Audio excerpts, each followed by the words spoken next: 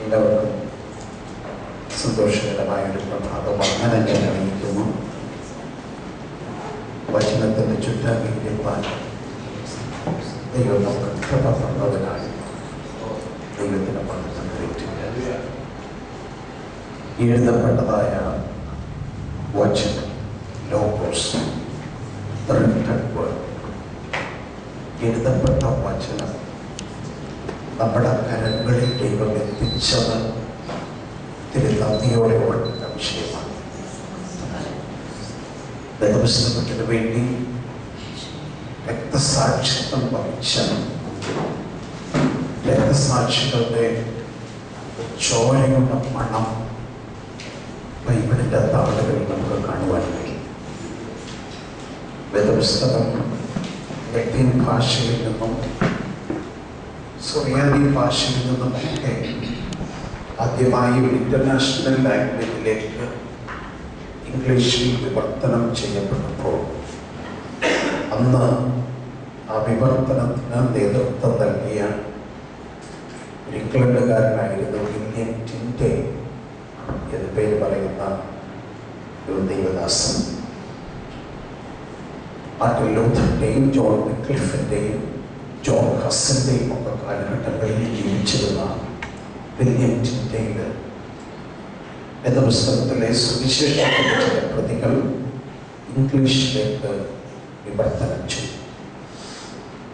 അദ്ദേഹം അത് വിവർത്തനം ചെയ്യുന്നത് അറിഞ്ഞ് അന്ന് ഇംഗ്ലണ്ട് ഭരിച്ചുകൊണ്ടിരുന്ന ക്വീൻ മേരി രാജ്ഞി, ബ്ലഡി മേരി എന്നാണ് അവരെ അറിയപ്പെട്ടിരുന്നത്. രക്തമേരി അവര് വില്യം ടിൻഡേലിനെ ജീവനോട് പിടിച്ച് തംസ് നദിയുടെ തീരത്ത് കൊണ്ടുപോയി പട്ടാളക്കാരെ കൊണ്ട് അദ്ദേഹത്തെ ചുട്ടുപിടിച്ചു. ആരോ അവരോട് പറഞ്ഞു, 3-4 ദിവസം കഴിഞ്ഞപ്പോൾ 3 എല്ലുകൾ അത് ചുട്ടുകരിക്കപ്പെടാതെ കിടപ്പുണ്ട് എന്ന് പറഞ്ഞു. ഒരു ദേഷ്യം തീരാനിട്ട് ഇടുക്കന്മാരായ പട്ടാളക്കാരെ അയച്ച് പെട്രോളിയം ദ്രാവകം ഉപയോഗിച്ച് അത് ചാരമാക്കി തംസ് നദിയിൽ ഒഴുക്കി. ഈ സംഭവം നടക്കുമ്പോൾ തംസ് നദിയുടെ അക്കരെ തീരത്തിരുന്നുകൊണ്ട് മാർട്ടിൻ ലൂഥർ വിളിച്ചു പറഞ്ഞ ഒരു പ്രവചന വാക്കുണ്ട്. മേരി രാജ്യം, നിങ്ങൾക്ക് വില്യം ടിൻഡേയുടെ ചാരം തംസ് നദിയിൽ ഒഴുക്കാൻ കഴിഞ്ഞു. പക്ഷെ നിങ്ങളുടെ തലമുറ ലോകത്തിൽ നിന്ന് അസ്തമിക്കുന്നതിന് മുമ്പേ തംസ് നദിയിലൂടെ, അറ്റ്ലാന്റിക്കിലൂടെ, പസഫിക്കിലൂടെ, ഇന്ത്യൻ ഓഷ്യനിലൂടെ ലോകത്തിൽ എവിടെല്ലാം വെള്ളമുണ്ടോ അവിടെയെല്ലാം വേദപുസ്തകം പരക്കാൻ പോകുന്നു. 3 വർഷം തികഞ്ഞില്ല ഈസ്റ്റ് ഇന്ത്യ കമ്പനി, ഇംഗ്ലണ്ടിലെ തന്നെ ഈസ്റ്റ് ഇന്ത്യ കമ്പനി ലോകം മുഴുവൻ യാത്ര ചെയ്യാൻ തുടങ്ങി. ചാപ്ലന്മാർ യാത്ര ചെയ്യാൻ തുടങ്ങി. വില്യം കേറി ഇന്ത്യയിൽ വന്നു. 100 വർഷം തികയുന്നതിന് മുമ്പേ ലോകത്തെ വചനം കീഴടക്കി. റോമൻ ഗ്രഹത്തിൽ കിടക്കുന്ന സമയത്ത് അദ്ദേഹം പറയുന്നൊരു വാക്ക് തിമോഥെയോസ് എഴുതിയിട്ടുണ്ട്: ദൈവ വചനത്തിനോ ബന്ധനം. വചനം പറയുന്നവനെ ബന്ധിക്കാം, വചനം പറയുന്നവനെ ചുട്ടുകരിക്കാം. പക്ഷെ ദൈവവചനത്തെ പിടിച്ചടക്കുവാൻ ലോകത്തിലുള്ള ഇതുപോലെ വചനത്തിന്റെ ചുറ്റുമായിരിക്കാൻ ദൈവം നൽകിയ കൃപയ്ക്കായി സ്തോത്രം. ഞാൻ ഒരുപാട് വർഷങ്ങൾ ടീച്ചിങ് മിനിസ്ട്രിയിൽ മാത്രം ഫോക്കസ് ചെയ്തിരുന്നു. ആ കാലഘട്ടത്തിലാണ് ഡെപ്യൂട്ടി പാസ്റ്ററായി ശുശ്രൂഷിച്ചുകൊണ്ടിരുന്ന, പ്രവർത്തിച്ചുകൊണ്ടിരുന്ന ഒരു ഏരിയയിൽ ഒരു ബൈബിൾ ക്ലാസ് റെഗുലറായിട്ട് ഹോസ്പിറ്റൽ മിനിസ്ട്രീസ് നടത്തിക്കൊണ്ടിരുന്നപ്പോൾ ആ കാലഘട്ടത്തിലാണ് ദൈവമായിട്ട് പരിചയപ്പെടുന്നത്. ഞാനൊരു പ്രൊഫഷണൽ പുസ്തകം പഠിപ്പിക്കുന്നു. ഈ സെമിനാരിലൊന്നുമല്ല, ചെറിയ ചെറിയ കൂട്ടങ്ങളിലൊക്കെ വേദപുസ്തകം പഠിപ്പിക്കുന്ന ഒരു ശുശ്രൂഷയായിരുന്നു എനിക്കുണ്ടായിരുന്നു. പക്ഷെ ഞാനൊരു ഫുൾ ടൈം ടീച്ചിങ് 2 കൊല്ലമായി. ബൈബിൾ കോളേജിൻ്റെ ചുമതലയുണ്ടെങ്കിൽ പോലും ഞാൻ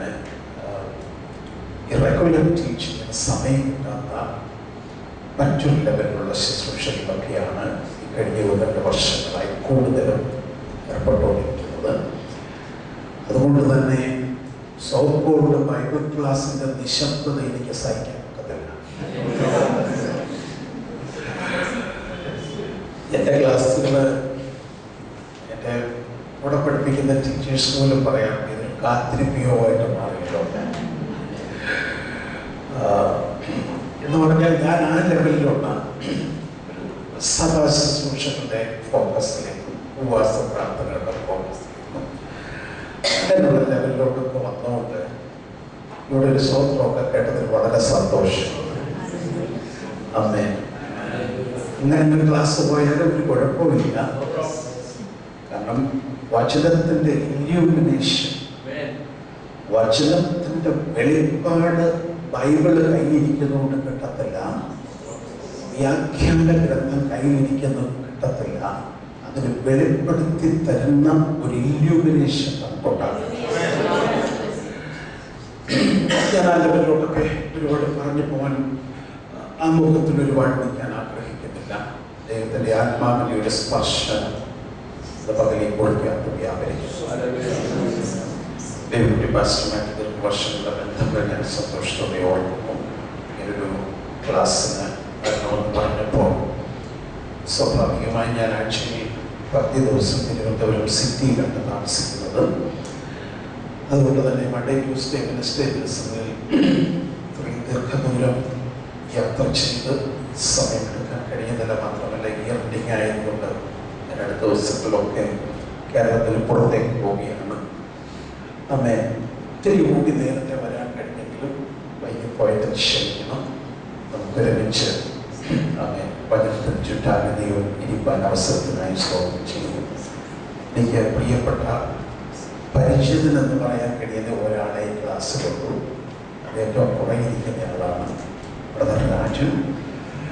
രാജന് നമ്മുടെ പട്ടികയിൽ അറിയാം. അദ്ദേഹം വളരെ അനുഗ്രഹിക്കപ്പെട്ട ഒരു ഗായകനാണ്. അദ്ദേഹത്തിൻ്റെ കല്യാണം ഞാനാണ് നടത്തിയത്.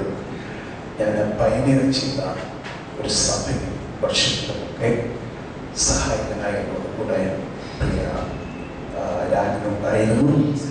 ഒരുമിച്ച് നൽകിയ നല്ല സമയത്തിനായി ദൈവത്തിന് മഹത്വം കരയറ്റുന്നു. നമ്മൾ ഇന്ന് അല്പസമയം ധ്യാനിക്കുകയും പഠിക്കുകയും ചെയ്യാനൊക്കെ പോകുന്നത് ദൈവത്തിൻ്റെ സഭ,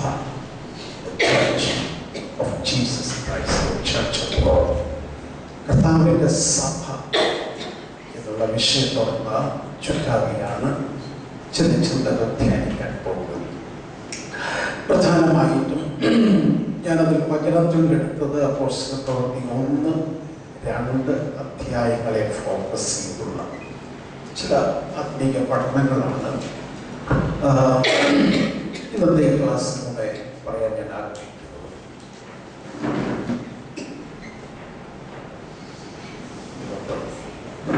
സ്ഥലങ്ങളിൽ സഭയെക്കുറിച്ച് എക്ലേഷ്യ എന്ന വാക്കിനോട് ബന്ധപ്പെട്ടുള്ള ഒരുപാട് ചിന്തകളൊക്കെ ഉണ്ടെങ്കിലും രാമ വാക്ക് ഞാൻ പറയും. ഈ കാണുന്ന മഹാപ്രപഞ്ചത്തെ നിർമ്മിക്കാൻ നമുക്ക് അമ്പരത്ത് തോന്നുന്നു.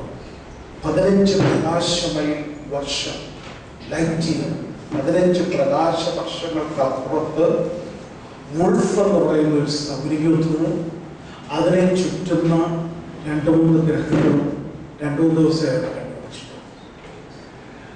1000 കോടി പ്രകാശ വർഷങ്ങൾ കഴിഞ്ഞാലും ഇനിയും കൂടിയ പ്രകാശം എത്തിയിട്ടില്ലാത്ത ഗാലക്സികൾ, നമുക്കാകെ 3 ഗാലക്സി അറിയത്തുള്ളൂ. അറിയാൻ പാടില്ലാത്ത 10-100 ഗാലക്സികൾ ഈ പ്രപഞ്ചത്തിലുണ്ടെന്നാണ് പറയുന്നത്.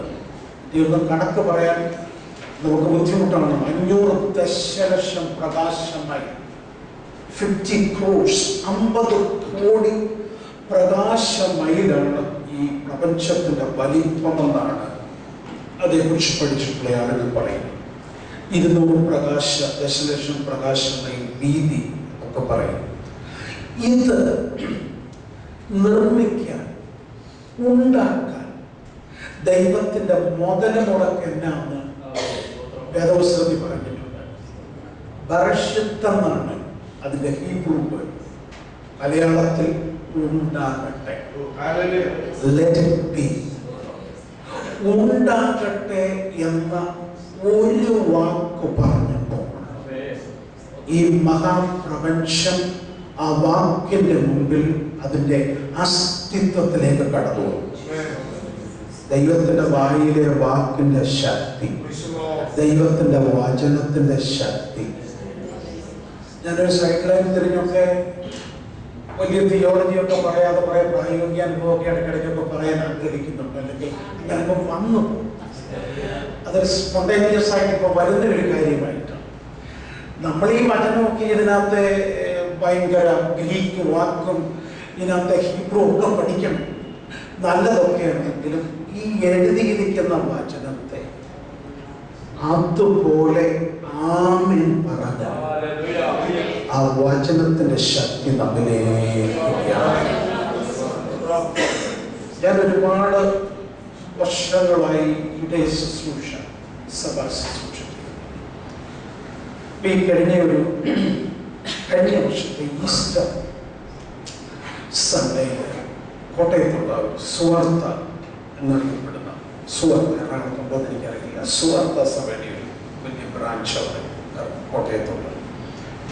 അവിടെ ഞാൻ വചന ശുശ്രൂഷിക്കാൻ വേണ്ടി എഴുന്നേൽക്കുന്നതിനൊക്കെ പാസ്റ്ററോട് പറഞ്ഞൊരു സാക്ഷ്യത്തിന് സമയം കൊടുക്കണം. ഞാൻ അങ്ങനെ സമയം അതിനെ വേർതിരിച്ചപ്പോൾ നല്ല ഹാൻസമായ ഒരു 25-26 വയസ്സ് പ്രായമുള്ള വളരെ ഹാൻസമായ 200 പക്ഷേ സുന്ദരൻ ഇത് വിളിക്കാൻ കഴിയുന്ന ഒരു കൊച്ചിനെ സാക്ഷ്യം പറയാൻ എഴുന്നേറ്റു. പാസ്റ്റർ പറഞ്ഞു 4 മാസം മുമ്പ് അവന് ചർച്ചിൽ വരുമ്പോൾ അവന് ഫുൾ സ്ലീവ്സ് ഷർട്ടിന് പുറത്തുള്ള സ്ഥലത്തും ഷൂസിനകത്ത കാലിൻ്റെ ഭാഗത്തും ഒക്കെ സോക്സിലായിരുന്നു, ഭാഗത്തും ഒക്കെ വലിയ വ്രണങ്ങളുമായിട്ട് ഒരു തരം നാറുന്ന ദ്രാവകം അതിനോട് പുറത്ത് കൊണ്ടുവന്നിരിക്കുകയാണ്. ബാക്കി അവൻ എന്നോട് പറഞ്ഞത് ഞാൻ പറയാം. 4 വർഷമായിട്ട് സ്കിൻ രോഗത്തിന് അവൻ ചികിത്സിക്കുകയാണ്. ട്രിവാൻഡ്രത്തുള്ള ഒരു വലിയ ഡെർമറ്റോളജിസ്റ്റ് ഉണ്ട്, യോഗി രാജൻ. അയാൾ തൊട്ട് കോഴിക്കോട് ബേബി മെമ്മോറിയൽ ഹോസ്പിറ്റലിൽ വരെ പോകാവുന്ന എല്ലാ ഡെർമറ്റോളജിസ്റ്റുകളും അടുത്തിൽ അയാൾ പോയി. പക്ഷെ രോഗം പറയുന്നില്ല, ആൻറ്റിബയോട്ടിക്കുകൾ അയാളുടെ കേൾക്കാതെ വന്നു.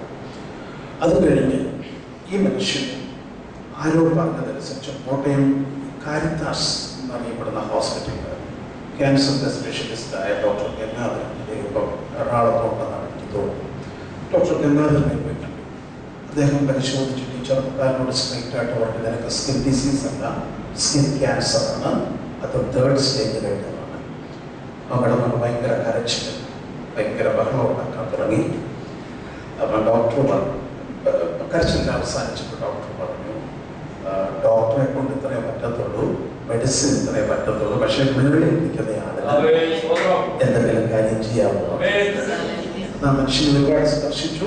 അങ്ങോട്ട് പോയപ്പോൾ ഒരു പാട്ട് കേട്ടു. സുവാർത്ത പള്ളി കയറിയിരുന്നു. പാസ്റ്റർ പരിശുദ്ധാത്മാവിനാൽ നിറഞ്ഞ അവൻ്റെ തലയെ കൈവച്ചു പറഞ്ഞു, ഞാൻ മരിക്കയില്ല, ഞാൻ ജീവനോടെ ഇരുന്ന് യഹോവയുടെ പ്രവർത്തികളെ വർണ്ണിക്കും.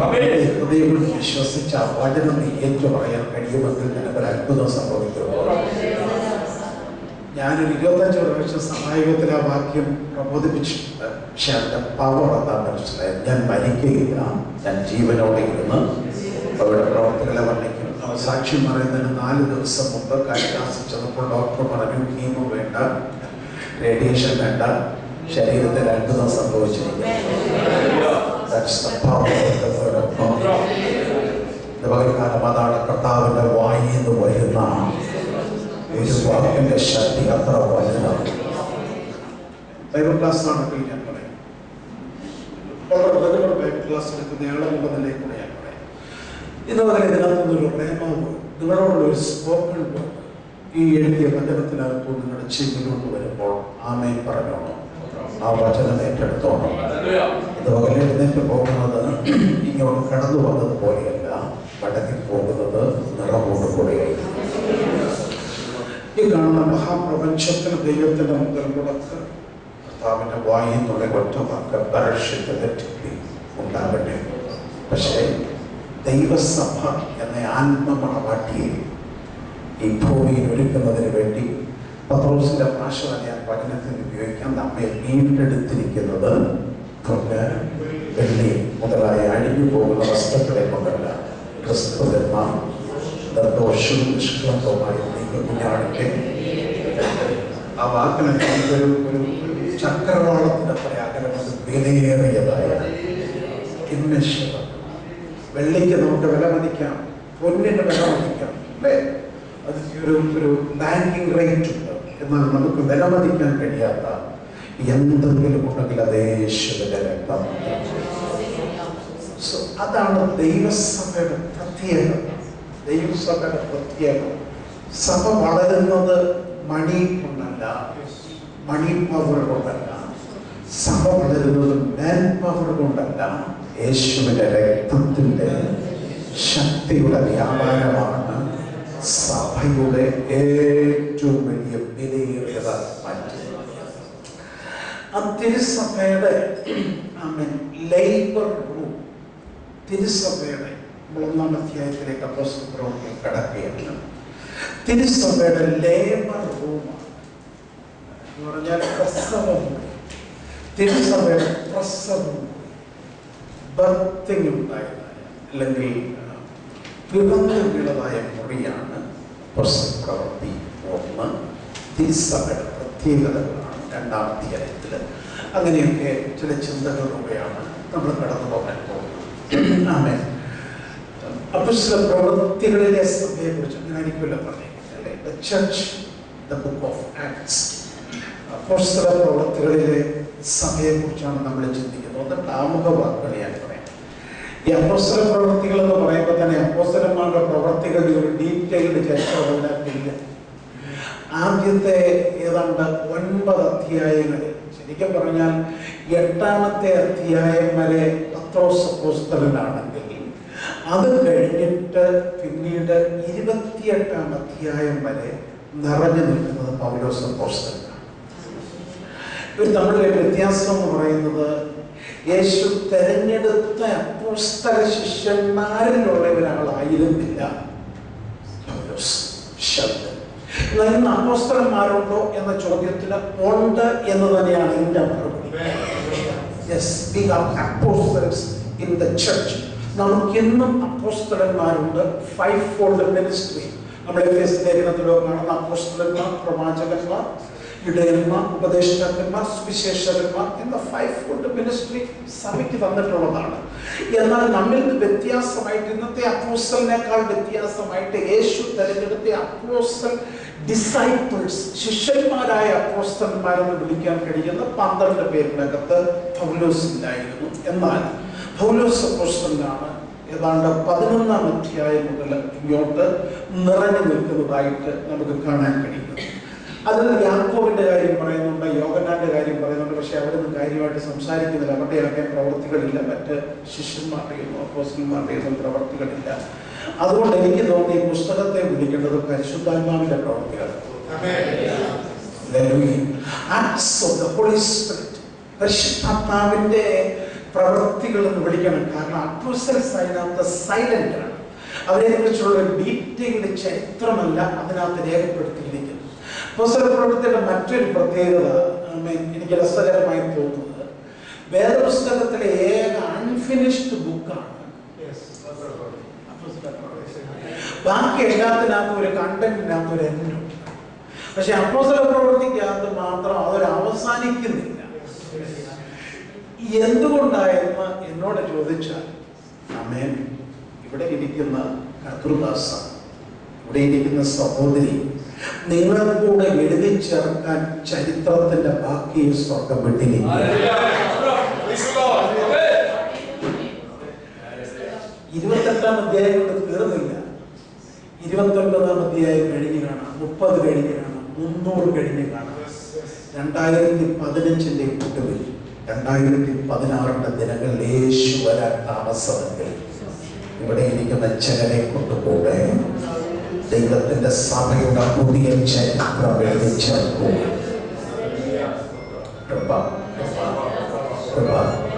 ആ ഒരു അഭിഷേകത്തിന്റെ കൈമാറ്റം എത്ര പേര് പ്രതീക്ഷിക്കുന്നു? ഈ ശുശ്രൂഷ നടന്നുകൊണ്ടിരിക്കുമ്പോൾ നിങ്ങളെ കൊണ്ട് കർത്താവിന്റെ സഭയുടെ ചരിത്രത്തിൽ ചാപ്റ്റർ. ഞാൻ ഈ ക്ലാസ് നോക്കിയപ്പോൾ വളരെ യങ്ങായിട്ടുള്ള മക്കളുമാരിരിക്കുന്നത് ഞാൻ കണ്ടു. മേ ബി ഒരു 60 മേലുള്ള ഒരു 5-6 പേരെങ്കിലും കാണുമെന്ന് എൻ്റെ ഒരു ചിന്ത. അക്രോസ് സെക്ഷനിലുള്ളതായ കുറെ ഏറെപ്പേര് ഇതിനകത്തുണ്ട്. ഏജിനെ കുറിച്ചൊന്നും ഓർത്ത് ആരും ഭാരപ്പെട്ടിരിക്കുകയാണ്. എനിക്ക് തോന്നുന്ന ഏജിങ് ഒരു ഭയങ്കര പ്രശ്നമാണ്. 35 വയസ്സ് കഴിഞ്ഞാൽ പിന്നെ US ടെക്നോളജിക്കാരനും വേണ്ട, ഇൻഫോസിസുകാരനും വേണ്ട, IT-കാരൻ പറഞ്ഞാൽ അവൻ ഔട്ട്ഡേറ്റഡ് എക്സ്പയറി ആയിപ്പോ എന്നാണ് പറയുന്നത്. അവർ പുതിയ ബ്രെയിനുകളെ കുറഞ്ഞ കാശിന് എടുക്കും. എറണാകുളം ഒട്ടും കുറവില്ല. ഏത് രാജ്യത്ത് എന്നാലും മുടി നരച്ച് ആരെയും കാണാനേ ഇല്ല. നമ്മൾ ചോദിച്ചു വരുമ്പോഴേക്കും മനസ്സിലായത് അതിൻ്റെ പിന്നെ റൂഷ് ഉണ്ടെന്നും ഹെന്നാനുണ്ടെന്നും ഗോതലനുണ്ടെന്നും ലോറിയിലുണ്ടെന്നും ഒക്കെ മനസ്സിലാകുന്നത്. ഏജിങ് ഒരു വലിയ പ്രശ്നമാണ്. ഒരു പ്രശ്നമില്ലാത്ത ഒരാൾ മേളിൽ ഇരിക്കുന്ന ആരെ അവിടുന്ന് ഉപയോഗിക്കുക. 85 വയസ്സുള്ള ഒരു മനുഷ്യൻ യോശുവയുടെ അടുക്കൽ ചെന്ന് പറഞ്ഞു, പിള്ളേരെല്ലാം നോക്കിയിട്ട് പിടിക്കാൻ വയ്യാത്തൊരു മല അവിടെ കിടന്നുണ്ട് ഹെബ്രോൻ, അതെനിക്ക് വിട്ടു തന്നേക്കാം. ആരാക്കാണ് അവിടെ പറയുന്നത്. അപ്പൊ ഇന്ന് പറയും ഇവിടെ ഒരു പുതിയ ചാപ്റ്റർ എഴുതിച്ചാണ്. ആമേൻ. നമ്മളെ കുറിച്ച് ദൈവത്തിന് ഒരു മിഷൻ ഉണ്ടെന്ന് വിശ്വസിക്കുന്നവർക്കായി പൗലോസ് പറയുന്ന ഹോപ്പ് ഓഫ് ഹിസ് കോളിംഗ്, അവന്റെ വിളിയാലുള്ള ഒരാശ. മൈൽസ് മൺറോ ഈ സമീപകാലത്ത് ബഹമാസിൽ പ്ലെയിൻ ആക്സിഡന്റ് മരിച്ചുപോയ ഒരു അനുഗ്രഹിക്കപ്പെട്ട ബഹമാസ് ഇന്റർനാഷണൽ ചർച്ചിന്റെ പ്രസിഡന്റായിരുന്ന മൈൽസ് മൺറോ. മൈൽസ് മൺറോ ഞങ്ങൾക്ക് നേരിട്ട് കണ്ടിട്ടില്ല. പക്ഷെ മൈൽസ് മൺറോയുടെ ടീച്ചിങ്ങുകളും മൈൽസ് മൺറോയുടെ ചർച്ചിലെ വിശ്വാസികളൊക്കെ എനിക്ക് പരിചയമുണ്ട്. മൈൽസ് മൺറോ പർപ്പസിനെ കുറിച്ച് ഏറ്റവും ഭംഗിയായിട്ട് എഴുതിയിട്ടുണ്ട്. കിങ്ഡത്തെ കുറിച്ചും പർപ്പസിനെ കുറിച്ചും എടുക്കണായ സമർത്ഥമായ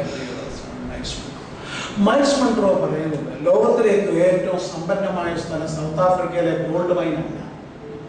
ലോകത്തിലേക്ക് സമ്പന്നമായ സ്ഥലം അദ്ദേഹം പറയുന്നത് ശവക്കോട്ടയാണെന്നാണ് പറയുന്നത്. പോയംസ് അൺറിട്ടൺ, സർമൺസ് അൺസ്പോക്കൺ, പ്രസംഗിക്കാത്ത പ്രസംഗങ്ങൾ കലറയ്ക്കകത്ത് കിടക്കുക, എഴുതപ്പെടാത്ത പാട്ടുകൾ പോയംസ് കലറയ്ക്കകത്ത് കിടക്കുക, ടീച്ചിങ്സ് കലറയ്ക്കകത്ത് കിടക്കുക. ഇതൊക്കെ പറയാൻ വേണ്ടി ചിലരെ വിളിച്ചിരുന്നു. പക്ഷെ അവർ പരിശുദ്ധാത്മാവിന് അവരെ കൈമാറിയില്ല. അപ്പോസ്തലപ്രവൃത്തി പഠിക്കുമ്പോൾ മറക്കാതെ ഓർക്കേണ്ടത്, അപ്പോസ്തലപ്രവൃത്തികളിൽ രാവിലെ നമ്മൾ കണ്ട മനുഷ്യരെയല്ല, 1-ാം അധ്യായത്തിൽ രാവിലെ കണ്ട മനുഷ്യരെയല്ല വൈകുന്നേരം നമ്മൾ കാണുന്നത്. 1-ാം അധ്യായത്തിൽ പേടിച്ച് മുറിക്കകത്ത് ആർക്കും മുമ്പിൽ നിൽക്കാനുള്ളതായ കോൺഫിഡൻസ് ഇല്ലാതെ വളരെ പേടിച്ചതായ ഒരു കൂട്ടം ആളുകൾ ഇരുന്ന മുറിക്കകത്ത് വൈകുന്നേരമായപ്പോൾ സ്ഥിതി എന്ന് മാറി. അവർ ലോകത്തെ കീഴടക്കുന്നവരായി. ഞാൻ ഈ പറയുന്ന ദൂത് വിശ്വസിക്കുന്നുണ്ടോ? നമ്മുടെ ക്ലാസ്സുകൾ കിടക്കാൻ, ഈ ക്ലാസ്സുകൾ ഇവിടെ നടന്നുകൊണ്ടിട്ട് ഇടയ്ക്ക് ഇവിടുന്ന് ഒന്നാളായിട്ടല്ല മടങ്ങിപ്പോകുന്നത്. നമുക്കൊരു മിഷൻ ദൈവം തന്നിട്ടുണ്ടെങ്കിൽ അതിനെ എംപവർ ചെയ്യാൻ കഴിയുന്ന പരിശുദ്ധാത്മാവിന്റെ ഒരു സാന്നിധ്യം കുറിക്കാത്ത The Acts of the Apostles, it's an unfinished work. It's an unfinished history. Amen. പുതിയ നിയമത്തിലെ ആദ്യത്തെ 5 പുസ്തകങ്ങളും ഹിസ്റ്റോറിക്കലാണ്. മത്തായി, മർക്കോസ്, ലൂക്കോസ്, യോഹന്നാൻ, അപ്പോസ്തല പ്രവൃത്തി. These 5 books are historical. അതിലെ 5 നമ്മൾ ഹിസ്റ്റോറിക്കൽ ബുക്സ് എന്നാണ് വിളിക്കുന്നത്. നമ്മളതുകൊണ്ട് അതിൻ്റെ വേദശാസ്ത്രപരമായ ചിന്തകളിലേക്കൂടൊക്കെ നമ്മളിതിൽ പോകുന്നുണ്ട്. കേവലം വൈകാരികമായ ഭാഗങ്ങളിലൂടെ മാത്രമല്ല പോകുന്നത്. അപ്പോൾ പുതിയ നിയമത്തിലെ നമുക്ക് പുതിയ നിയമത്തെ ഏറ്റവും ബ്രോഡായിട്ട് ബിബ്ലിയോളജിയൊക്കെ പഠിക്കുന്നവർക്കറിയാം, പഠിക്കുന്നത് എല്ലാവർക്കും അറിയാം. നമുക്ക് പുതിയ നിയമത്തെ ബ്രോഡായിട്ട് 3ആയിട്ട് തിരിക്കാം. Number 1 is historical books. ആദ്യത്തെ 5 ഹിസ്റ്റോറിക്കൽ ബുക്സ്. ആമേൻ. പുതിയ നിയമത്തിൽ എത്ര പുസ്തകം നമുക്ക് അറിയാനില്ലല്ലോ അല്ലേ? കൊച്ചുപിള്ളേരുടെ കൂട്ടൊന്നും ചോദിക്കേണ്ട കാര്യമില്ല. 27 books. So we can divide the 27 books into 3 sections. Number 1 is historical, ചരിത്രപരമായ. ഞാൻ ചരിത്രം എന്നൊക്കെ പറയുമ്പോൾ ശ്രദ്ധിച്ചോണം പ്രിയരെ, വേദപുസ്തകത്തിന് ഹിസ്റ്ററിയുമായിട്ട് അടുത്ത ബന്ധമാണ്. ഞാൻ ഇവിടെ ദൈവങ്ങളോട് പറയാം, ഈ ബുക്ക് എന്ന് പറയുന്നത് ഈ അടുത്ത സമയത്ത് ഞാൻ എൻ്റെ മനസ്സിൽ വന്നൊരു ആശയമുണ്ട്. ഇന്നത്തെ മലയാള മനോരമ, ഇന്നത്തെ ടൈംസ് ഓഫ് ഇന്ത്യയും ഇന്നത്തെ ഇന്ത്യൻ എക്സ്പ്രസും എന്തും ഒക്കെ നാളെ നേരം എടുക്കുമ്പോൾ വേസ്റ്റ് പേപ്പർ. അരുൺ ജെയ്റ്റ്ലിയുടെ കാര്യം എന്നാ ആവേശത്തോടെ വായിച്ചാലും, നിർഭയയുടെ കാര്യം എന്നാ ആവേശത്തോടെ വായിച്ചാലും, the next morning it's waste paper. പിന്നെ നമ്മൾ 5 രൂപയ്ക്ക് 25 രൂപയ്ക്ക് കൊണ്ട് തൂക്കി വിൽക്കാനേ. പക്ഷെ വർഷങ്ങൾ എത്ര കഴിഞ്ഞാൽ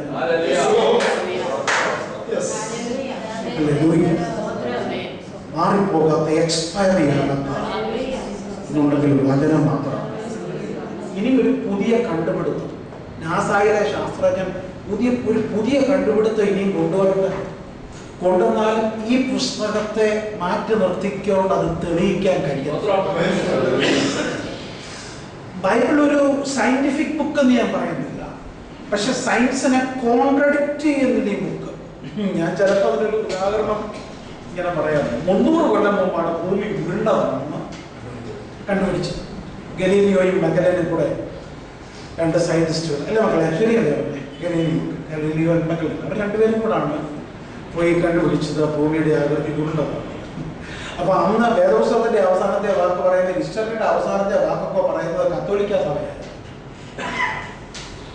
പോപ്പായിരുന്നു അവസാനത്തെ വാക്ക് പറയുന്നത്. അപ്പൊ പോപ്പ് പറഞ്ഞ അങ്ങനല്ല, ഉരുണ്ടതല്ല, ഇത് ഫ്ലാറ്റ് പരന്നാണെന്നാണ്. കഴിഞ്ഞ ദിവസം ഈ ചന്ദ്രയാൻ വിട്ട മാധവൻ സാറിന്റെ ഒരു ടോക്ക് ഷോ ഞാനിങ്ങനെ മാതൃഭൂമി ചാനലിനകത്ത് ഇങ്ങനെ ഒന്ന് പെട്ടെന്ന് വൈകുന്നേരം ഇങ്ങനെ ഒരു 2 മിനിറ്റ് കിട്ടിയപ്പോൾ ഒന്ന് ഫ്ലാഷ് പോലെ ഒന്ന് നോക്കിയിട്ടുണ്ടായി.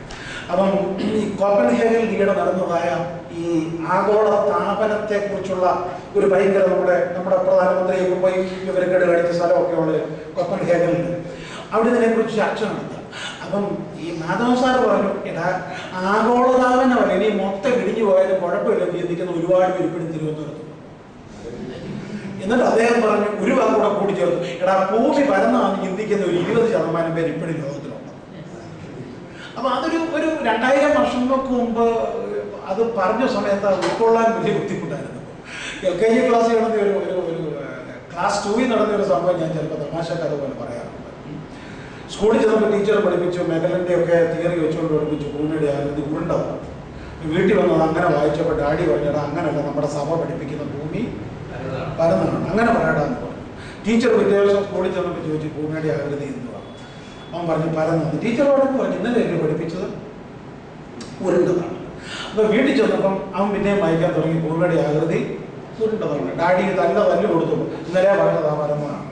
പിറ്റേ ദിവസം സ്കൂളിൽ ചെന്നപ്പോൾ ടീച്ചർ ചോദിച്ചു, ഭൂമിയുടെ ആകൃതി എന്താണ്? ഇവൻ ഒരു 2 മിനിറ്റ് താമസിച്ചിട്ട് മറുപടി പറഞ്ഞു, ഭൂമിയുടെ ആകൃതി വീട്ടിൽ ചെന്നപ്പോൾ പറയുന്നതോ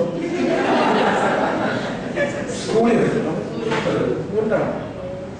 ഇതൊരു തമാശ കഥയാണെങ്കിലും 2700 കൊല്ലം മുമ്പ് ഐസയ 40 വീട്ടിൽ ചെന്ന് വായിച്ചു അവർക്കില്ല. അവിടെ എഴുതിയിട്ടുണ്ട്, ദൈവം ഭൂമണ്ഡലത്തിന് മീതെ വസിക്കുന്നു. God sitteth upon the circle of the earth. Research ചെയ്ത വേദപുസ്തക പദപണ്ഡിതന്മാർ പറയുന്നത് ഖം എന്നൊരു എബ്രായ വാക്കാണ് ഉപയോഗിച്ചിട്ടുണ്ട്. എക്സാക്ട്ലി ഭൂമിയുടെ ഷേപ്പിനോട് ഏറ്റവും അടുത്ത, കൃത്യം ഉരുണ്ടതല്ലോ ഭൂമി, ചില വ്യത്യാസം ഉരുണ്ടതാണ്. കൃത്യം ഭൂമിയുടെ ഷേപ്പിനോട് ഏറ്റവും അടുത്ത് വരുന്ന ഒരു കാര്യം മെഗലൻ കണ്ടുപിടിച്ചത് 300 വർഷം മുമ്പ്, ഗലീലിയോ കണ്ടുപിടിച്ചത് 300 വർഷം മുമ്പ്. പക്ഷെ 2700 വർഷങ്ങൾക്ക് മുമ്പ് ദൈവത്തിന്റെ ദിവ്യജ്ഞാനം ഒരു മനുഷ്യനിലേക്ക് പകർന്നു കഴിഞ്ഞപ്പോൾ ഭൂമിയുടെ അകത്തുള്ള സംഭവങ്ങൾ പോലും മനസ്സിലാക്കാനുള്ള വിജ്ഞാനം ദൈവം അവന് പകർന്നു. ഞാൻ പറഞ്ഞത്, Bible is not a book of science, but it never contradicts. It never contradicts even the latest technological developments or new discoveries. ഏറ്റവും പുതിയ ഡിസ്കവറികളെ പോലും ഔട്ട്ഡേറ്റഡ് ആയിട്ട് ഈ പുസ്തകത്തിന്റെ മുമ്പിൽ നിൽക്കാൻ കഴിയുകയില്ല. കാരണം അത്രയ്ക്ക് ജ്ഞാനം നിറഞ്ഞതാണ് ദൈവത്തിന്റെ വചനം. History Bible is not a historical book. ഇപ്പൊ യേശുവിന്റെ കാര്യം തന്നെ നമുക്കറിയാം. നമ്മുടെ കർത്താവ് ചരിത്രത്തിലോട്ട് ഇറങ്ങി വന്നു. ദൈവമക്കളോട് ഞാൻ കാര്യം പറയാം, ചരിത്രത്തെ നിയന്ത്രിക്കുന്ന മിസ്റ്റർ ഒബാമയല്ല, ചരിത്രത്തെ നിയന്ത്രിക്കുന്നത് മിസ്റ്റർ പുടിനല്ല, ചരിത്രത്തെ നിയന്ത്രിക്കുന്നത് മിസ്റ്റർ ഉമ്മൻചാണ്ടിയല്ല, ചരിത്രത്തെ നിയന്ത്രിക്കുന്നത് നമ്മൾ. He changes the times and seasons. He changes the kings. അവനാണ് രാജാക്കന്മാരെ മാറ്റുന്നത്, രാജാക്കന്മാരെ വാഴിക്കുന്നത്. അപ്പോൾ ഹിസ്റ്ററിയുമായിട്ട് ബന്ധപ്പെട്ട വളരെ പ്രധാനപ്പെട്ട ഭാഗമാണ് വേദപുസ്തകം. ഞാൻ ആ ഭാഗത്തേക്ക് കടക്കുന്നില്ല. ഞാൻ 2 ദിവസം കഴിഞ്ഞിട്ട് ഒരു യോഗത്തിന് വേണ്ടി ഇങ്ങനെ ഈ ഭൂമിയിലെ സാമ്രാജ്യങ്ങളെ കുറിച്ചുള്ളതായ ചില വചന പഠനങ്ങൾ ഒരു ചെറിയ ക്ലാസ് എടുക്കുന്നതിന് വേണ്ടി ഇങ്ങനെ ചിന്തിക്കുകയൊക്കെ ചെയ്തിരുന്നത്. ഇങ്ങനെ പല ഭാഗങ്ങളിലേക്ക് കടന്നു. അപ്പോഴും എനിക്ക് മനസ്സിലാക്കാൻ കഴിഞ്ഞത്, ലോകത്തിലെ സാമ്രാജ്യങ്ങളെ ലോകത്തിലേക്ക് കൊണ്ടുവരികയും ലോകത്തിലേക്ക് സാമ്രാജ്യങ്ങളെ മാറ്റുകയും ചെയ്യുന്നത് ദൈവത്തിന്റെ പദ്ധതി. ചെറുതൊരു വാക്യം ദാനിയേൽ പ്രവചനത്തിൽ, ആ വാക്യം നമുക്ക് ഒരു ബലം തരുന്നതാണ്. ബുക്ക് ഓഫ് ഡാനിയേൽ ചാപ്റ്റർ വളരെ പ്രധാനപ്പെട്ടതാണ്. നമ്മുടെ സമയമായതുകൊണ്ട് ആ ഭാഗത്തേക്ക് ഒന്ന് കടക്കുന്നില്ല.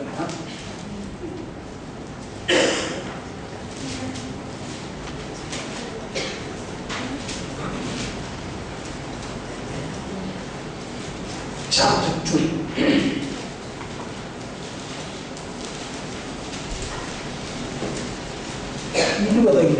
വാക്യങ്ങൾ. ദൈവത്തിന്റെ നാമം എന്നും ദൈവത്തിന്റെ നാമം എന്നും എന്നേക്കും സ്തുതിക്കപ്പെടുമാറാകട്ടെ. ജ്ഞാനവും ബലവും അവനുള്ളതല്ല. അവൻ കാലങ്ങളെയും സമയങ്ങളെയും മാറ്റുന്നു. ശ്രദ്ധിച്ചോണം പ്രിയരെ, നമ്മുടെ ദൈവത്തിന്റെ പ്രത്യേകത, He changes the times and seasons. കാലങ്ങളെയും സമയങ്ങളെയും നിയന്ത്രിക്കുന്നത് നമ്മുടെ He changes the times and seasons.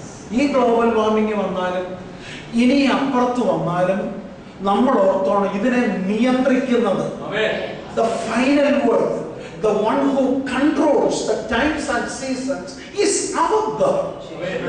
അതുകൊണ്ടാണ് we call him, Bible calls him the Almighty God.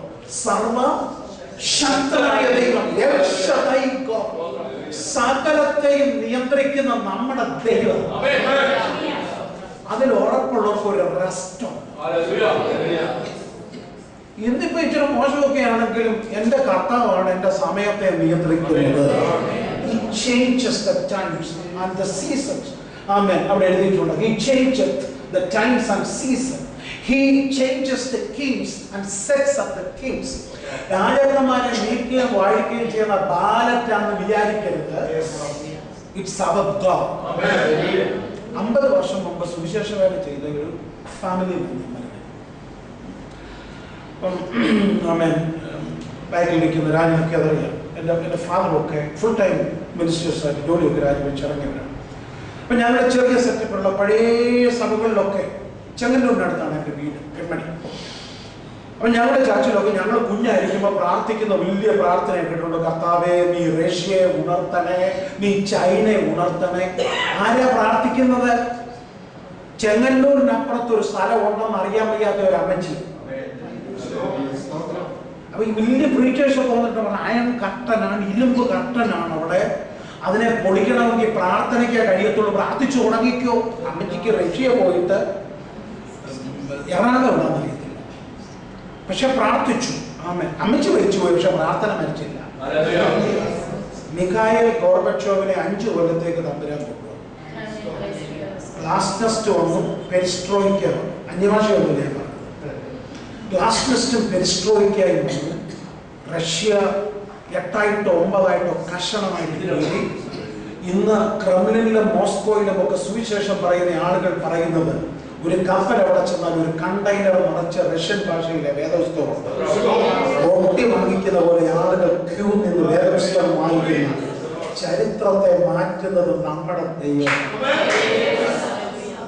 കൊടിയും വടിയും തടയും എല്ലാം ഉണ്ടെങ്കിലും വിശ്വാസി താങ്കൾ പേടിക്കും. ഈ ചെന്നൈയിലൊക്കെ ഒരടി അടിച്ചുള്ളല്ലോ അഹങ്കാരം പകുതി കുറഞ്ഞെന്നാണ് പറയുന്നത്. അഹങ്കാരം പകുതി കുറഞ്ഞു. മനസ്സിലായോ? എന്ന് പറഞ്ഞാൽ പിടിച്ചാൽ കിട്ടാത്ത എന്തോ പ്രതിഭാസം, പിടിച്ചാൽ കിട്ടാത്ത എന്തോ, ഇവിടുത്തെ ഏത് മിടുക്കനും അടക്കി നിർത്താൻ കഴിയാത്ത ഒരു പ്രതിഭാസം ഈ പ്രകൃതിക്കകത്തുണ്ട്. അതിന്റെ മേൽ ഒടുവിലത്തെ വാക്ക് പറയും നമ്മുടെ ദൈവമാണ്. ഹിസ്റ്ററിയെ മാറ്റിമറിക്കുന്ന നമ്മുടെ കർത്താവാണ്. ചരിത്രത്തിലേക്ക് അവൻ ഇറങ്ങി വന്ന കർത്താവ്. അപ്പൊ പുതിയ നിയമത്തിലെ ഫസ്റ്റ് പാർട്ട് എന്ന് പറയുന്നത്, ഞാൻ ഈ ഭാഗത്ത് നിന്ന് ഉറപ്പിച്ചത്, വിളിക്കുന്ന സർവ്വ ദൈവമക്കൾ ഓർത്തോണം, ഒടുവിലത്തെ വാക്ക് പറയേണ്ടത്. ഹൃദയത്തിൽ അത് അടിവര വിട്ട് പറയണം. ഒടുവിലത്തെ വാക്ക് പറയേണ്ടത് മെഡിക്കൽ ട്രസ്റ്റിലെ ഡോക്ടറല്ല, സഭ ഈ പവർ പ്രാപിക്കണം. ഞാൻ അപ്പോസ്തലിക കാലത്തെ സഭയെ പഠിപ്പിക്കാൻ വന്നത്, ആമേൻ, ഇന്ന് പകൽക്കാലം ഇവിടെ പരിശുദ്ധാത്മാവിൽ എൻ്റെ മനസ്സിൽ പാസ്റ്ററോട് ഞാനത് ഷെയർ ചെയ്ത്, അപ്പോസ്തലിക കാലത്തെ സഭയുടെ ശുശ്രൂഷകൾ ആവർത്തിക്കണം. നമ്മൾ പവർ എന്ന് പ്രാപിക്കുന്നവരായി മാറണം. ഇന്ന് പകൽക്കാലം ഈ ക്ലാസ്സിൽ നിന്ന് മടങ്ങി പോകുന്നത് ഒരു അപ്പോസ്തലിക കാലത്തെ ശുശ്രൂഷയുടെ അഭിഷേകം കൂടെ പ്രാപിച്ചിട്ട് നമ്മുടെ വേദശാസ്ത്രത്തിനിടയ്ക്ക് അതുകൂടെ നമ്മൾ പ്രാപിക്കാൻ തയ്യാറായിക്കോളും. ഒടുവിലത്തെ വാക്ക്, രോഗത്തെക്കുറിച്ചോ ഏത് കാര്യത്തെക്കുറിച്ചോ ഒടുവിലത്തെ വാക്ക് പറയേണ്ട ദൈവം. ഒരു പട്ടണത്തിൽ ആരുമില്ലാത്തടത്തേക്ക്, ഒരു സാധ്യതയുമില്ലാത്തടത്ത് കർത്താവ് പറഞ്ഞിട്ട് പോയെങ്കിൽ അസാധ്യങ്ങൾ വഴിമാറാക്കണം, സാധ്യതകൾ മുമ്പിൽ തെളിയാൻ തുടങ്ങും. കാരണം you are acting upon God's word. മനുഷ്യന്റെ വാക്കുകളല്ല, നിങ്ങൾ ദൈവത്തിന്റെ വാക്കുകളിലാണ് ആക്ട് ചെയ്യുന്നത് കൊണ്ട് അത് സാധ്യമാക്കേണ്ട ദൈവത്തിന്റെ ഉത്തരവാദിത്വം. വരട്ടെ, the first part of first division of New Testament is historical books. Mathai, Markose, Lukose, Yohannan, Acts of the Apostles. പ്രവൃത്തിയെക്കുറിച്ച് ഒരു പ്രത്യേക വാക്കുകൂടെ ഞാൻ പിന്നെ പറഞ്ഞു. പിന്നെ നമ്മൾ കാണുന്നതാണ് സഭയ്ക്ക് കൊടുത്തിട്ടുള്ള വെളിപ്പാടുകളായ ലേഖനങ്ങളായ, ആമേൻ, റോമർ മുതൽ യൂദ വരെയുള്ളതായ എപ്പിസൽസ് ആണ് രണ്ടാമത്തെ ഭാഗം എന്ന് പറയുന്നത്. Epistles 21 epistles. അതിനകത്ത് എബ്രായ ലേഖനം ഉൾപ്പെടെ 14 പൗലോസിന്റെ എബ്രായ ലേഖനം വിശിഷ്ട 14 പൗലോസിന്റെയാണ്. The second part is, first part is historical books. രണ്ടാമത്തേത് the epistles. മൂന്നാമത്തേത് പുതിയ നിയമത്തിലെ ഏക പ്രവചന ഗ്രന്ഥമാണ് the last book, വെളിപ്പാട് പുസ്തകം, the book of Revelation. അങ്ങനെ 3 ഭാഗമായിട്ട് നമുക്ക് തിരിക്കാൻ കഴിയും. ഇതില് അൺഫിനിഷ്ഡ് ആയിട്ടുള്ള, ഞാൻ മുമ്പേ പറഞ്ഞ വാക്കുകളോട് ആവർത്തിക്കുകയാണ്, ഇതാണ് അപ്പോസ്തല പ്രവൃത്തിയുടെ പ്രത്യേകത. There is only one unfinished book in the New Testament. That's the Acts of the Apostles. അപ്പോസ്തലന്മാരുടെ പ്രവൃത്തികൾ അത് തീർന്നിട്ടില്ല. അതിന്റെ ബാക്കി ഞാൻ പറഞ്ഞല്ലോ. ഇവിടെ ഓരോരുത്തരെയും കൊണ്ട് ഓരോ പേജ് എഴുതി ചേർക്കാൻ സ്വർഗ്ഗത്തിൽ പദ്ധതിയുണ്ട്. മൂന്നാമത്തെ ഒരു പ്രത്യേകത എന്ന് പറയുന്നത്, പുതിയ നിയമത്തിലെ ഏക യഹൂദ ഇതര റൈറ്റർ, ബാക്കിയെല്ലാം ജൂയിഷ് റൈറ്റേഴ്സ് ആണ്. എന്നാൽ പുതിയ നിയമത്തിലെ ഏക യഹൂദനല്ലാത്ത എഴുത്തുകാരനായിരുന്നു അപ്പോസ്തല പ്രവൃത്തിയുടെ റൈറ്റർ ആൻഡ് ഓതറായ, പേരറിയാവുന്ന വൈദ്യനായ ലൂക്കോസ്, ഡോക്ടർ ലൂക്ക് എന്ന് വിളിക്കാൻ കഴിയുന്ന ഫിലിപ്പിയ പട്ടണക്കാരനായ, യൂറോപ്പിലെ ഫിലിപ്പിയ പട്ടണക്കാരനായ, ആ ലെവലിലോട്ടൊന്നും ക്ലാസ്സിൽ കൊണ്ടുവന്നില്ല, എന്നാലും ഒരു മിനിമം അറിവിന് വേണ്ടി ഞാൻ പറയുകയാണ്. ഫിലിപ്പിയ പട്ടണക്കാരനായ വൈദ്യനായ ലൂക്കോസ്, അദ്ദേഹത്തിൻ്റെയാണ് ലൂക്കോസിന്റെ സുവിശേഷവും അതുപോലെ തന്നെ അപ്പോസ്തല പ്രവൃത്തികൾ. ഒരു ഹിസ്റ്റോറിയൻ കൂടെയാണെന്നാണ് അദ്ദേഹത്തിന്റെ എഴുത്തുകൾ തെളിയിക്കുന്നത്. ഒന്നാമത്തെ വാക്യത്തിൽ എങ്ങനെയാണ് എഴുതിയിരിക്കുന്നത്? അപ്പോസ്തല പ്രവൃത്തി 1-ാം അധ്യായത്തിന്റെ 1-ാം വാക്യം, ലൂക്കോസിന്റെ സുവിശേഷം 1-ാം വാക്യം, ലൂക്കോസിന്റെ സുവിശേഷം 1-ാം അധ്യായത്തിന്റെ 1-ാം വാക്യം. ശ്രീമാനായ ദൈവഫിലോസേ, ആദ്യം മുതൽ കണ്ട സാക്ഷികളും വചനത്തിന്റെ ശുശ്രൂഷകന്മാരുമായി നമ്മെ പരിമേൽപ്പിച്ചതുപോലെ നമ്മുടെ ഇടയിൽ പ്രമാണിച്ചു വരുന്ന കാര്യങ്ങളെ വിവരിക്കുന്ന ഒരു ചരിത്രം. അടുത്ത വാക്യം ശ്രദ്ധിച്ച്, പലരും എഴുതാൻ തുനിഞ്ഞിരിക്കുന്നുണ്ട്. 1-ാം നൂറ്റാണ്ടിൽ മാത്രം 25 സുവിശേഷങ്ങൾ ഉണ്ടായിരുന്നതാണ്. 25 സുവിശേഷം. അപ്പൊ അന്ന് ചരിത്രം എഴുതാൻ പലരും തുനിഞ്ഞിരിക്കുമ്പോൾ ശ്രീമാനായ തേയോഫിലസ് ഒത്തിരി സ്കൂളിലൊക്കെ പഠിപ്പിക്കാൻ നമ്മൾ ഒത്തിരി വിശദീകരണങ്ങളെങ്കിലും പറയുമെങ്കിലും ഒറ്റ വാക്ക് ഞാൻ പറയാം. ഒരു പക്ഷെങ്കിൽ റോമൻ സാമ്രാജ്യത്തിലെ ഒരു ഉയർന്ന നിലയിലുള്ള ഒരു ഉദ്യോഗസ്ഥൻ യേശുക്രിസ്തുവിനെ സ്വീകരിച്ചപ്പോൾ അദ്ദേഹത്തിന് കൃത്യമായി എഴുതിയതാണെന്നുള്ള ലെവലിലുള്ള ഒരു വ്യാഖ്യാനമുണ്ട്. ഞാൻ തൽക്കാലം അത് സ്വീകരിക്കുകയാണ്. ശ്രീമാനായ തെയോഫിലോസ് എഴുതുകയാണ്, യേശുക്രിസ്തുവിന്റെ ചരിത്രം പലരും ചമപ്പാൻ തുനിഞ്ഞിരിക്കുന്നു. ഇപ്പൊ പുതിയ നിയമത്തിൽ നമുക്ക് ചേർത്തിരിക്കുന്ന 4 സുവിശേഷങ്ങളുണ്ട്: മത്തായി, മർക്കോസ്, ലൂക്കോസ്, യോഹന്നാൻ. എന്നാൽ അപ്പോക്രിഫൽ ഗ്രന്ഥങ്ങൾ കാത്തലിക് ബൈബിൾ കേട്ടിട്ടുണ്ടായിരിക്കുമല്ലോ, 72 73 എങ്ങാണ്ടുള്ളത്. ആ കാത്തലിക് ബൈബിളിനകത്ത് വിശുദ്ധ തോമസിന്റെ സുവിശേഷം, യൂദാസിന്റെ സുവിശേഷം, അങ്ങനെയൊക്കെയുള്ള പല സുവിശേഷങ്ങൾ അതിനകത്ത് ചേർക്കുന്നുണ്ട്. അതൊന്നും വേദപുസ്തകം കാനോനികമായിട്ട്, വേദപുസ്തകം ദൈവവചനമായിട്ട് അംഗീകരിച്ചിട്ടില്ല. വേദപുസ്തകത്തിൽ പരിശുദ്ധാത്മാവ് ദൈവവചനമായിട്ട് അംഗീകരിച്ചത് ഈ 66 ഗ്രന്ഥങ്ങൾ മാത്രമാണ്. ഉൽപ്പത്തി മുതൽ വെളിപ്പാട് വരെയുള്ള 66 ഗ്രന്ഥങ്ങളെ മാത്രമാണ് വേദപുസ്തകം കാനോനികമായി അംഗീകരിച്ചിട്ടുള്ളത്. വേദപുസ്തകത്തിന്റെ മുഴക്കോലുള്ളതാണ്. ബാക്കി പുസ്തകങ്ങളൊക്കെ പലയിടത്തുള്ളതൊക്കെ നമുക്ക് എന്തെങ്കിലുമൊക്കെ അംഗീകരിക്കാൻ കഴിയുമെങ്കിലും ഈ 66 പുസ്തകങ്ങളാണ് നമുക്ക് കാനോനികമായി അംഗീകരിക്കാൻ കഴിയുന്നത്. ഈ 4 സുവിശേഷങ്ങളും അപ്പോസ്തല പ്രവർത്തികളും തമ്മിലുള്ള ഒരു ഗ്രന്ഥത്തിലേക്ക് ഞാൻ കടക്കുന്നുണ്ട്. അതിനു മുമ്പ് അപ്പോസ്തല പ്രവർത്തികൾ 1-ാം അധ്യായം 1-ാം വാക്യം. ഏതാണത്? ഞാൻ എഴുതിയ 1-ാമത്തെ ചരിത്രം സുവിശേഷം. ഞാൻ എഴുതിയ 1-ാമത്തെ ചരിത്രം. യേശു തിരഞ്ഞെടുത്ത അപ്പോസ്തലന്മാർക്ക് പരിശുദ്ധാത്മാവിനാൽ കൽപ്പന കൊടുത്തിട്ട് ആരോഹണം ചെയ്ത നാൾ വരെ അവൻ ചെയ്തും ഉപദേശിച്ചും തുടങ്ങിയ സകലത്തെ എന്ന് പറഞ്ഞാൽ സുവിശേഷത്തിന്റെ ഒരു തുടർച്ചയായിരുന്നു അപ്പോസ്തല പ്രവർത്തികൾ. ഞാനതിന് മറ്റൊരു ലെവലിൽ ഒരു വ്യാഖ്യാനം നിങ്ങളെ ഒന്ന് കാണിക്കാൻ ആഗ്രഹിക്കും. ഈ 4 സുവിശേഷങ്ങളും അവസാനിക്കുന്നിടത്ത് ആമേൻ നമുക്ക് കാണാൻ കഴിയുന്ന ഒരു പ്രത്യേകതയുണ്ട്. മത്തായിയുടെ സുവിശേഷം 28-ാം അധ്യായം. അതായത് വേണമെങ്കിൽ നോട്ട് ഇടുന്നവര് ഒന്ന് ശ്രദ്ധിച്ചാൽ, ഹൗ ഈച്ച് ഗോസ്പൽ എൻഡ്സ്, ഓരോ സുവിശേഷവും അവസാനിക്കുമ്പോൾ അതിനകത്ത് ഒരു പ്രാധാന്യം കൊടുത്ത വിഷയം നമുക്ക് കാണുവാൻ കഴിയും. മത്തായിയുടെ സുവിശേഷം 28-ാം അധ്യായം 1 മുതൽ 10 വരെയുള്ള വാക്യങ്ങൾ വായിപ്പിക്കുന്നില്ല. മത്തായി അവിടെ എഴുതിയിരിക്കുന്നത്, പ്രാധാന്യം കൊടുത്തിരിക്കുന്നത് യേശുവിന്റെ ഉയർത്തെഴുന്നേൽപ്പിനെ കുറിച്ചാണ്. So Matthew, the gospel writer, ends the gospel with the resurrection of Jesus Christ. യേശു ക്രിസ്തുവിന്റെ ഉയർപ്പിനെ പ്രതിപാദിച്ചുകൊണ്ടാണ് മത്തായി സുവിശേഷകൻ വചനം അവസാനിപ്പിക്കുന്നത്. 28-ാം അധ്യായം അവസാനിപ്പിക്കുന്നത്. വചനത്തിന് സന്തോഷമുള്ളവർക്ക് വേണ്ടി ഞാൻ കാര്യം, വചനത്തിൽ സന്തോഷമുള്ളവർക്ക് വേണ്ടി. അമ്മേ, ഇതിന്റെ ഒടുവിലത്തെ വാക്യങ്ങളാണ് ഈ 28-ാം അധ്യായത്തിന്റെ ഒടുവിലത്തെ വാക്യങ്ങൾ. സൈഡ് ലൈനിലോ മാർജിനിലോ ഒന്ന് എഴുതിയേക്കണം. അവിടെയാണ് യേശുക്രിസ്തുവിന്റെ മഹാവിയോഗം നമുക്ക് കാണാൻ കഴിയും. The great commission of Jesus Christ. 28-ന്റെ 18 മുതൽ 20 വരെ കാണാൻ പറ്റുമെന്ന്. ഇത് സഭയ്ക്ക് കർത്താവ് കൊടുത്ത വളരെ പ്രധാനപ്പെട്ട 3 കാര്യങ്ങൾ നമുക്കവിടെ കാണാം. 18 മുതൽ 20 വരെ യേശു അടുത്തിയെന്ന് സ്വർഗത്തിലും ഭൂമിയിലും സകല അധികാരവും എനിക്ക് നൽകപ്പെട്ടിരിക്കുന്നു. ആകയാൽ നിങ്ങൾ പുറപ്പെട്ട് പിതാവിന്റെയും പുത്രന്റെയും പരിശുദ്ധാത്മാവിന്റെ നാമത്തിൽ സ്നാനം കഴിപ്പിച്ച് ഞാൻ നിങ്ങളോട് കൽപ്പിച്ചതൊക്കെ പ്രമാണിപ്പാൻ തക്കാണ് ഉപദേശവും സകല ജാതികളെയും ഞാനോ ലോകാവസാനത്തോടും. ഞാൻ അതിനകത്ത് 3 കാര്യങ്ങൾ നിങ്ങളെ ഓർമ്മിപ്പിക്കുന്നു. നമ്പർ 1, എ ഗ്രേറ്റ് അതോറിറ്റി, ഒരു ഭയങ്കര അധികാരം. AC കൂടുതലാണ്. ഓക്കെ, ഞാൻ 3 കാര്യങ്ങളൊക്കെ ഓർമ്മിക്കാം. ഇത് കൂട്ടത്തിൽ എൻ്റെ ഒരു അഡീഷണൽ ഒരു വചനത്തിന്റെ ചിന്തയായിട്ട് നിങ്ങൾ വെച്ചോളൂ. നമ്പർ 1, എ ഗ്രേറ്റ് അതോറിറ്റി, ഒരു ഭയങ്കര അധികാരം.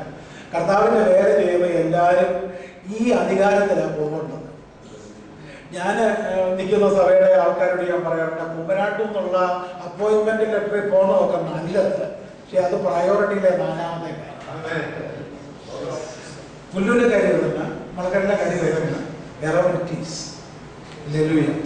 നമ്മളെ ബലപ്പെടുത്തുന്ന കാര്യം പറയാം. Jesus said, all authority is given to me. യേശുവിന് മഹത്വം. ഇത് പറയാനുള്ള കൃപയുണ്ടെന്ന് വിശ്വസിച്ച ആ നാമത്തെ ലോകത്തോട് പറ വിട്ടുമാറാൻ. Because all authority is given to Jesus. Hallelujah. Pastor, ഞാനൊന്ന് സൈഡിലാണ് തിരുന്ന പേപ്പാസ് ഒന്നും ഓർക്കല്ല, കാരണം അങ്ങനെ ശീലിച്ചു പോയി. അടുത്ത കാര്യമല്ലേ. ഹല്ലേലൂയ. നിങ്ങൾ വിചാരിക്കുന്ന പിന്നെ റെയ്നാഡ് ബോങ്കെ ജർമ്മനിയിൽ നിന്ന് വന്നെങ്കിൽ എറണാകുളത്ത് അത്ഭുതം നടക്കുകയാണ് അല്ലേ? അത്ഭുതം നടക്കില്ലെന്ന് പറയുന്നത്. കഴിഞ്ഞ പ്രാവശ്യം തമ്മനത്ത് നടന്ന യോഗത്തെ ആദ്യത്തെ രാത്രി രണ്ടാമത്തെ പകരം ട്രാൻസ്ലേറ്റ് ചെയ്തത് ഞാനാണ്. ഇവിടെ ഇരിക്കുന്ന ആരെക്കാളും അടുത്തെനിക്കറിയാം. ചേർന്ന് നിന്നുകൊണ്ട് ആമേൻ അദ്ദേഹത്തിന്റെ പ്രസംഗം കഴിഞ്ഞ സെക്കൻഡ് ക്രൂസൈഡ്, റെയ്നാഡ് ബോങ്കെ ക്രൂസൈഡ് തമ്മനത്തിലാണ് ഇവിടെ സെക്കൻഡ് രണ്ടാമത്തെ പ്രാവശ്യം നടന്ന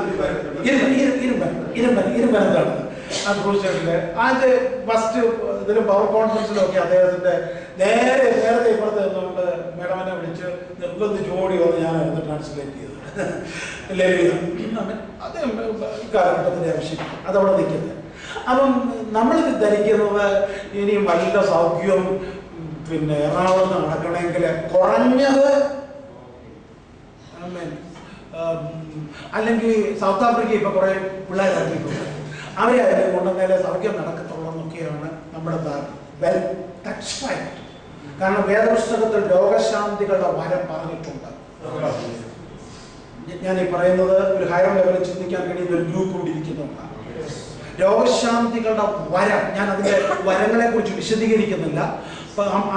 അവിടെ എഴുതിയിരിക്കുന്ന ഗിഫ്റ്റ്സ് ഓഫ് ഹീലിംഗ്സ് എന്നാണ്. ഹീലിംഗ്സ് അതൊക്കെ എന്റെ പ്രായോഗിക അനുഭവത്തിൽ ഞാൻ മനസ്സിലാക്കിയ ധാരാളം വ്യാഖ്യാനങ്ങളുണ്ട്.